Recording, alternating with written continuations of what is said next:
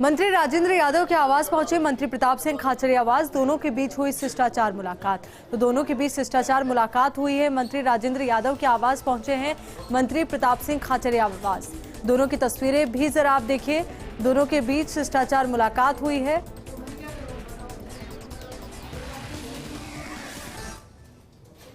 राजस्थान सरकार के गृह राज्य मंत्री, उच्च शिक्षा मंत्री राजेंद्र यादव के यहाँ इनकम टैक्स के छापे पड़े हैं और उसके बाद से राजस्थान की राजनीति बेहद गर्म है। हमारे साथ है कैबिनेट मंत्री प्रताप सिंह खाचरियावास। हम उन्हीं से बात करेंगे क्योंकि आप भी खुद भी ईडी की कार्रवाई का सामना कर चुके हैं। प्रताप जी, क्या लगता है ये पॉलिटिकल मोटिव माने इसको, या एक तरह से क्योंकि राजस्थान में कांग्रेस की सरकार है, मजबूती के साथ ही सरकार खड़ी है, तो उसको परेशान करना, मंत्रियों को परेशान करना किस तरह से माना जाए इस पूरे घटनाक्रम को? आप पूरे देश के हालात देख रहे हैं। इनकम टैक्स, ईडी, इनके जो माहौल चल रहा है उसमें आप किसी मिनिस्टर के यहाँ पे उनके संस्थानों पर कार्रवाई करते हैं। बड़ा बिजनेसमैन है राजेंद्र यादव जी, मिनिस्टर तो कल बने हैं, बिजनेसमैन तो बहुत बरसों से है, शुरू से ही है, यंग एज से ही है। आपको कोई कार्रवाई करनी है, आप पहले बात तो करो, बुलाओ तो सही। आप अचानक सब जगह रेड करते हैं, कर लीजिए, कुछ नहीं होगा, इससे होगा कुछ नहीं। जो पूरे देश में पॉलिटिकल रंजिश का जो माहौल पैदा किया गया है वो ना कांग्रेस के लिए ठीक है ना बीजेपी के लिए। आज बीजेपी पावर में है, कांग्रेस भी पावर में रही है। कांग्रेस ने इस तरह से टारगेट करके पूरे देश में कभी किसी को नहीं किया। खुद बीजेपी, आप जानते हैं, विधायक खरीद घोटाले में विलिप्त है। ऐसे विधायक आ जाते हैं क्या? महाराष्ट्र में आप 35-40 विधायक तोड़ के ले गए, वो अपने आप ही आ गए। तो भजन कीर्तन करते हुए तोड़ना गए वहाँ पर। तो आप जो भजन कीर्तन कर रही है बीजेपी, सबके समझ में आ रहा है।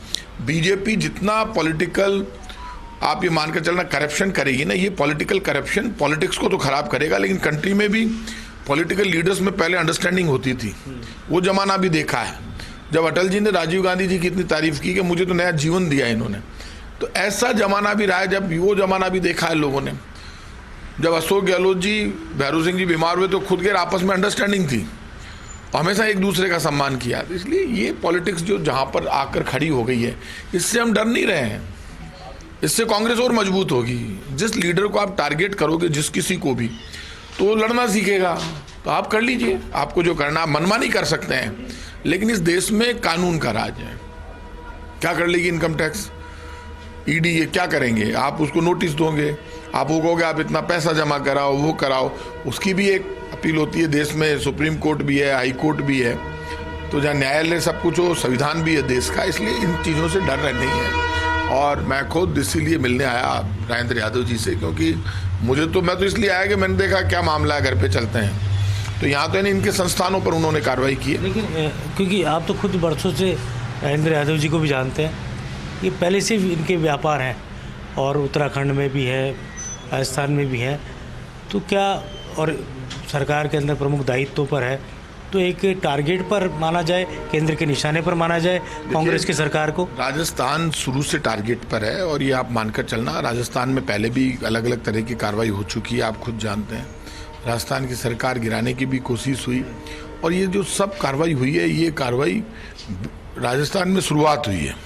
राजस्थान में ईडी भी कभी भी आ सकती है, कुछ भी, किसी भी मिनिस्टर को टारगेट कर सकते हैं। और इस बात को लेकर हर मिनिस्टर अलर्ट मोड पर है। हम जानते हैं कि राजस्थान की सरकार आँख की किरकिरी बनी हुई है। लोगों को लगता है कि ये जो कांग्रेस की गहलोत सरकार है, इसकी वेलफेयर की स्कीम, डेवलपमेंट के काम, इससे लोग बहुत नाराज हैं और बार बार टारगेट करते हैं। तो टारगेट कितना भी कर ले, जितना कांग्रेस को टारगेट करेंगे उतनी कांग्रेस ताकत बनकर उभरेगी। और ये मानकर चलना, आज राजेंद्र यादव पर कार्रवाई हुई है, कल किसी और पर भी हो सकती है, लेकिन हम हर तरीके से संघर्ष के लिए, लड़ने के लिए तैयार हैं। किस तरह से काउंटर करेंगे प्रताप जी? आप तो मजबूती के साथ बात रखते हैं पूरी सरकार की, लेकिन सरकार को किस तरह से काउंटर करना चाहिए, कांग्रेस की सरकार को? क्योंकि ये लगातार और भी कार्रवाइयाँ आप देखने को मिल सकती है आने वाले समय, तो काउंटर किस तरीके से हो? चीफ मिनिस्टर खुद बहुत सीनियर लीडर हैं, आप जानते हैं उनको, और प्रदेश कांग्रेस अध्यक्ष से बात करके, डिस्कस करके और लाइन ऑफ एक्शन तय करेंगे कि आखिर हमें आगे कैसे बढ़ना है। क्योंकि 1.5 साल चुनाव का रह गया, अब जितना नज़दीक आएंगे विधानसभा के चुनाव, उतना ही टारगेट करेंगे। और ये बात बीजेपी जानती है कि राजस्थान में बीजेपी की पोजीशन ठीक नहीं है, बीजेपी बिखरी हुई भी है। आप जानते हैं इनकी यात्रा कैंसिल हो गई, ये आपस में लड़ते रहते हैं और हमारा काम बोल रहा है। बीजेपी का झूठ बोलता है और बीजेपी की दुश्मनी बोलती है। तो बीजेपी के तो सामने जो भी जहाँ भी आया वहाँ पर बीजेपी ने टारगेट किया। बीजेपी दिल्ली में भी टारगेट कर रही है, महाराष्ट्र में भी टारगेट कर रही है, राजस्थान में भी टारगेट कर रही है, बिहार में भी टारगेट कर रही है। आप इस बात को जानते हैं, कल तक बिहार में जो लोग उनके साथ थे उनको भी टारगेट कर रहे हैं। बीजेपी चाहे कुछ भी कर ले, ना तो हम बीजेपी से आज डरते हैं ना कल डरेंगे। बीजेपी के हर जुल्म का मुंह तोड़ जवाब देंगे। पार्टी का एक वर्ग है, एक हेमा मान लें, उनके कुछ विधायक नेतृत्व परिवर्तन की बात करने लग गए। 19 से असेंबली सेशन है, उसको लेकर प्रताप जी क्या कहेंगे? क्योंकि ये फिर से पार्टी के अंदर कुछ कहा जा सकता है सब कुछ ठीक नहीं चल रहा। नहीं, ऐसा कोई झगड़ा नहीं है और ये मानकर चलना कोई डिस्प्यूट नहीं है पार्टी में। पार्टी मजबूती के साथ खड़ी है और ये बात तो हम सब जानते हैं कि अशोक गहलोत तो सर्वमान्य नेता है, इसमें कोई झगड़ा ही नहीं है और कहीं ऐसी बात मेरे सामने आई नहीं है। इसलिए ये अभी इश्यू ये नहीं है कि पार्टी का नेतृत्व कौन करेगा, इश्यू है कि पार्टी को चुनाव में जाना है। चुनाव का टाइम बहुत कम रह गया और लोग हमसे उम्मीद कर रहे हैं, पूरा देश राजस्थान की सरकार की तरफ देख रहा है। देश ये उम्मीद कर रहा है कि बीजेपी को घुटने टिकाने की शुरुआत राजस्थान की जनता करेगी, क्योंकि बीजेपी के घमंड, महंगाई, बेरोजगारी और गरीबी से लोग परेशान हैं। जब से आटा दाल चावल पर टैक्स लगा तब से पूरा देश चाहता है कि बीजेपी का घमंड टूटे और बीजेपी का घमंड तोड़ने के लिए लोग राजस्थान को सूटेबल मान रहे हैं, कांग्रेस नेतृत्व भी और पूरा देश भी। तो मेरा ही मानना है राजस्थान से शुरुआत होगी बीजेपी के अंत की। आज राजस्थान सरकार के एक मंत्री के यहाँ आईटी के छापे पड़े और आज ही राहुल गांधी भारत जोड़ो यात्रा का आगाज़ कर रहे हैं। तो क्या लगता है ये परेशान करने का तरीका हो सकता है या राजनीतिक प्रतिद्वंदिता का कारण हो सकता है? देखिए, राजेंद्र यादव जी खुद बड़े बिजनेसमैन हैं, अच्छे बिजनेसमैन हैं और राहुल गांधी जी ने तो भारत जोड़ो यात्रा शुरू की है। वो तो नफरत की राजनीति खत्म करना चाहते हैं। राहुल गांधी एक डेयरिंग लीडर है, लोग उनकी तरफ देख रहे हैं। राहुल गांधी के भाषण को, उनकी स्पीच से इतना डरती है बीजेपी, रोज तोड़ मरोड़ के उनके भाषण चलाती है। इसके अलावा आप राहुल गांधी से डरते हो? राहुल गांधी कौन है? राजीव गांधी का बेटा है जो खुद देश पर बलिदान हो गए, जिनको बम से उड़ा दिया। इंदिरा गांधी का पोता है जिनके 24/303 की गोलियां लगी। तो आप इनके सेक्रीफाइस और बलिदान को कैसे भुला सकते हो? आज राहुल गांधी देश के लिए लड़ रहा है। राहुल गांधी देश में नफरत की राजनीति खत्म करना चाहते हैं, महंगाई के खिलाफ लड़ रहे हैं। आटा दाल चावल पर टैक्स लग गया, पेट्रोल डीजल महंगा हो गया, लोग भूख और गरीबी से मर रहे हैं। उसके खिलाफ राहुल गांधी जी ने यात्रा शुरू की, तो पूरा देश उनके साथ खड़ा है। इस यात्रा से बीजेपी घबराई हुई है, इसलिए पूरे देश में अब कार्रवाई शुरू कर दी। चलिए, बहुत बहुत धन्यवाद प्रताप जी।